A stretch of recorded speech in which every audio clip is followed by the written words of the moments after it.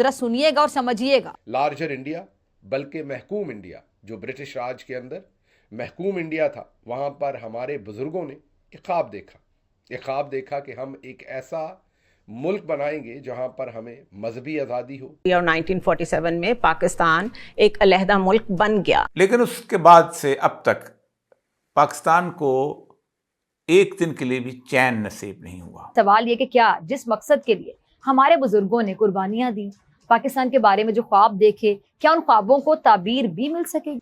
कि पाकिस्तान पहले भी दो टुकड़े हो गया था पाकिस्तान की मिलिट्री एस्टेब्लिशमेंट की जिद और अना की वजह से। जो टुकड़ा हमारे पास रह गया है उसमें भी हमारी करतूतें वही हैं।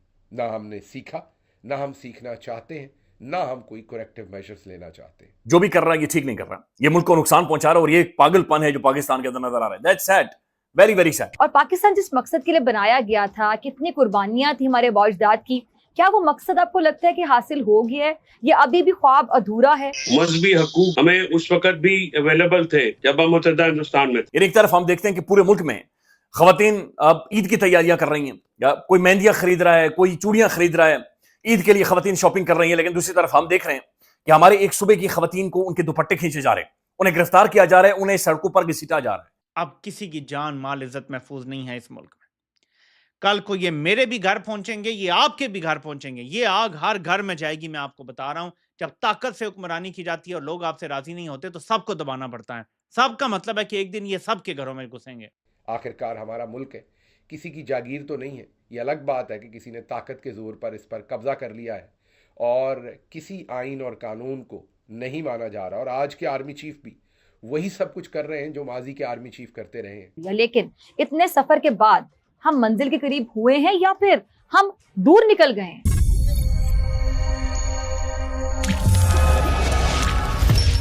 नमस्कार, जय हिंद दोस्तों हिंदुस्तान स्पीक में आपका स्वागत है। दोस्तों, जैसे कि आपने क्लिप में देखा, 1947 को भारत से अलग होने वाला पाकिस्तान आज उसी दिन को याद कर कर रो रहा है। पाकिस्तानी मीडिया चर्चा कर रहा है कि जिस दिन से हम भारत से अलग हुए थे उस दिन से लेकर आज तक हमें सुकून नसीब नहीं हुआ। दोस्तों, पाकिस्तान में बलूचिस्तान से लेकर केपी के सिंध पीओके में हर तरफ आग लगी हुई है, जिसको लेकर पाकिस्तानी मीडिया चीखे मार मार कर रो रहा है और अपनी आर्मी को भर भर कर गालियां दे रहा है। तो चलिए दोस्तों, देखते हैं 1947 में भारत से अलग होने वाले देश पाकिस्तान के फटे हाल की एक और लेटेस्ट वीडियो। मैंने अपनी कम से कम 50 साल होश की जिंदगी में नहीं देखी कि जहां आपके सारे सूबे आपसे गैर मुतमईन हों, जहां आपके तमाम के तमाम लोग जो हैं आपकी आवाज के अंदर आवाज ना मिला सक रहे हों।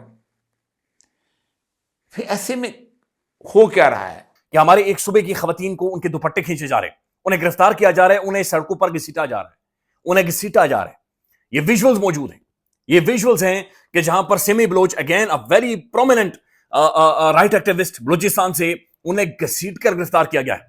और ये बेशर्मी की और ढिठाई की इंतहा यह है कि बिलावल भुट्टो जरदारी कौमी असेंबली के अंदर जब वो तकरीर कर रहे थे, आपको याद होगी, उन्होंने कहा, जनाब बिलावल साहब ने, उन्होंने कहा, तुम इतने बेशर्म हो, तुम इतने बेगैरत हो, तुम मर्दों से नहीं लड़ते, तुम मर्दों से लड़ा करो। और क्योंकि जो मरियम साहबा हैं उनका जनाब दरवाजा टूटा था तो उसके ऊपर बिलावल साहब भड़क गए थे। बिलावल साहब उस दिन पहली दफा उन्होंने कहा, तुम बेगैरत हो, तुम मर्दों से नहीं लड़ते, हम ये कर देंगे, हम वो कर देंगे। आज इन्हीं की हुकूमत है और उसी के नीचे, इन्हीं के नीचे पुलिस खवातीन को घसीट रही है। अगर ये चेहरा एक हार्ड स्टेट का है तो ये अलार्मिंग है। ये हम डिजर्व नहीं करते, हमारे खवातीन डिजर्व। क्योंकि देखें, आपने इसका हल निकालना है तो वो पॉलिटिकल सोल्यूशन है, लेकिन ये आप नहीं कर सकते। और इस पर बड़ी क्लियर पोजीशन पाकिस्तानी अवाम को, लोगों को, जर्नलिस्टों को लेनी पड़ेगी, बल्कि बहुत सारे ले चुके हैं। मैं हामिद मीर साहब की स्टेटमेंट है कुछ आपके सामने रखता हूं। ये डॉन अखबार रिपोर्ट कर रहा है जनाब, Karachi police on Monday dispersed protesters and arrested 6 people of the Balochistan यकजहती कमेटी। और ये 6 बड़े प्रोमिनेंट एक्टिविस्ट को बलूचिस्तान यकजहती कमेटी के उन्हें गिरफ्तार किया गया है और ये कराची प्रेस क्लब के बाहर से गिरफ्तार किया गया है।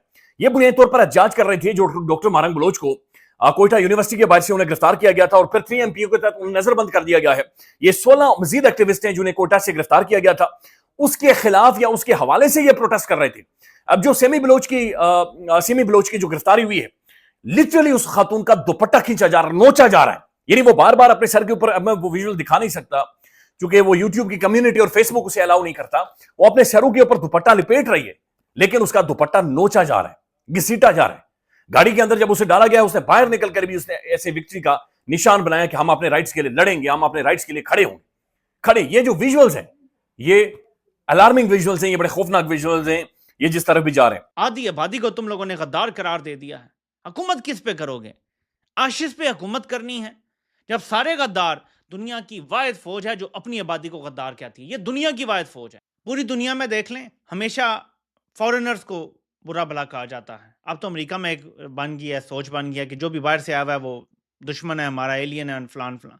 अपने लोगों को गद्दार कहने वाली ये वाहिद फौज है। और किसी मुल्क में कोई गद्दार हो सकते हैं इतने ज्यादा? गद्दारी की कोई वजह होगी ना, किसी को कोई पैसे दे रहा हो या कुछ दे रहा हो, कोई अपने घर का, अपनी मां का जो वतन होता है उसका सौदा करता है, तो कोई वजह होगी ना। आधी आबादी कैसे बिक सकती है भाई? बल्कि आप 80% आबादी को कह रहे हैं गद्दार है, क्योंकि ये इमरान खान के साथ खड़ी है। सो अब जरा सुने, 80% आबादी इमरान खान के साथ है, कुछ मारंग बलोच के साथ खड़े हो गए हैं, थोड़े से कुछ मंजूर पश्तीन के साथ खड़े हो गए हैं, कुछ किधर हैं कुछ किधर हैं। फौज के साथ तो 1% आबादी भी नहीं है। इसका मतलब है कि 99% लोग गद्दार हैं इस मुल्क में। ये हो सकता है, ये मुमकिन है? ये फौज की मुरानिक सोच को समझे जरा, ये कितनी जाहिलाना सोच है। हम तो सिर्फ पीट रहे हैं अपना सर कि इनको कैसे समझाया जाए कि आप मुल्क तोड़ रहे हो, आप खा रहे हो। देखिए, अब हमें एक साथ आवाज उठानी पड़ेगी। यहां नवाज शरीफ ने भी बड़ी बारीक वारदात डाली, वो गायब हो गए, पता नहीं उन्हें जमीन निकल गई, आसमान निकल गया। बोलना पड़ेगा कि फौज लोगों को गायब करती है, फौज अपने मफादात के लिए लोगों को कत्ल करती है, फौज मसकशुदा लाशें फेंकती है। ये हमें कहना पड़ेगा, वक्त आ गया है।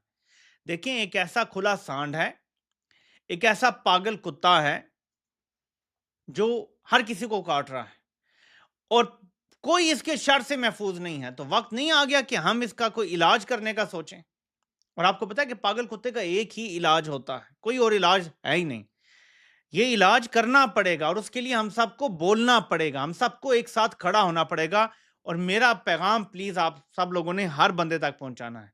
मेरी वीडियो अगर पूरी नहीं शेयर कर सकते, करें तो हम फायर वॉल को तो शिकस्त हैं। आप देख सकते हैं कि जिनका बयानिया काबिल कबूल है उनके व्यूज देख लें, और हमारा बयानिया फौज को काबिल कबूल नहीं है, हम उनकी हिट लिस्ट पर हैं, तो हमारे व्यूज देख लें, आपको पता चल जाएगा। जो कुछ पाकिस्तान के साथ हो रहा है, जिस तरीके से हिंदुस्तान लोगों को अंदर आके मार रहा है, जिस तरीके से अफगानिस्तान वाली सरहद के मामला आते हैं, जो कुछ बलूचिस्तान में हो रहा है, उससे जो कुछ जाफर एक्सप्रेस के साथ हुआ, कहते हैं वो इंटेलिजेंस फेलियर नहीं था।